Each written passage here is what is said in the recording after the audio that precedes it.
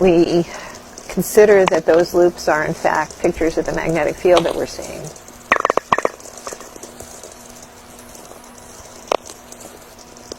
The description that scientists often use is hairy ball.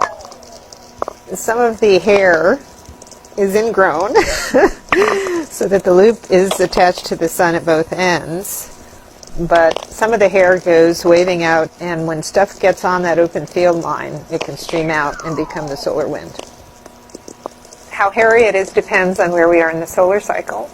As active regions begin to emerge from the photosphere, it gets very messy, and so it gets hairier and hairier and messier as the solar cycle progresses. And there's no active region around. The magnetic field can be generated just by the turbulent motions itself. And what you see is that all the magnetic field tends to be crushed and centralized in these intergranular lanes, between the bubbles.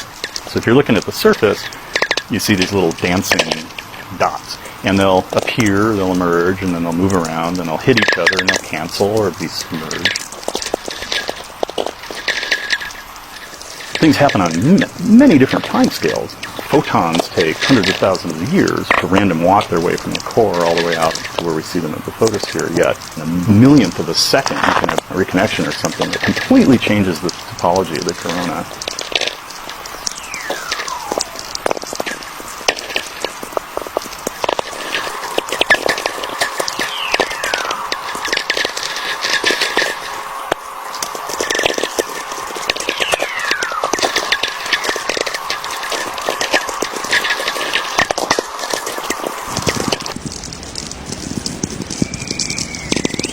Any particle that is charged knows what the magnetic field around it is doing, and it has to move in a direction that's at least in part governed by the magnetic field.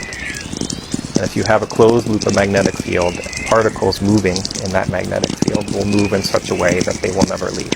They orbit the magnetic field lines very quickly, and they whiz around back and forth and back and forth. Once they're on those closed magnetic field lines, they stay there as long as nothing else happens. If you were above one given region of Mars's surface, you might see magnetic field lines bursting out straight towards you. And as they get closer to you, they start to curve away and they turn so that they zoom off into the distance, and then they bend back and they go diving back down. But you're not seeing just one of these. You see this happening all around you.